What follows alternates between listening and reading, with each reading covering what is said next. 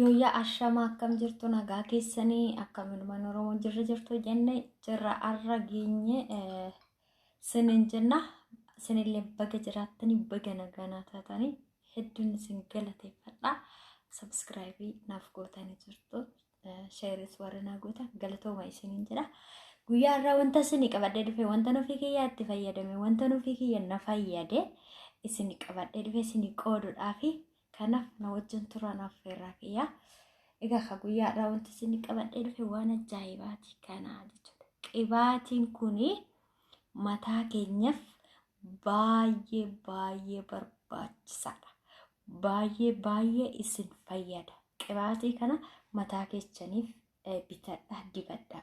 Guyyaa 2-3 dibadhaatii koomentii jalatti naaf barreessaa bu'aa isaa jechuudha. Akkasi bu'aasa wanta narraa argadheefanii qibaatii kana qabadhee isinii dhufe isinii jedha. Qibaatota baay'een isinii fidee dhufe qabadhee jechuudha. Egaa na wajjin turaan affeerraa kiyya.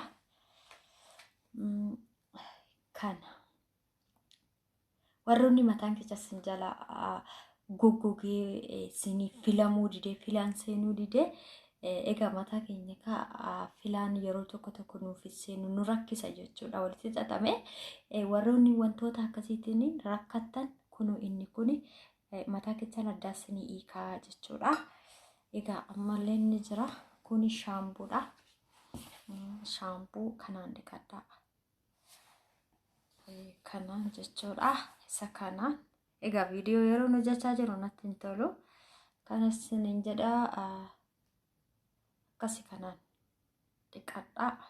Baay'ee bareeda shaampuu mataati. Deebi'ee inni biraatis hin jira isinitti agarsiisa. Egaa baay'ee natti tolaan jiru dhiifama. Kunilleen OL yookaan shaampuu isaa ni jira.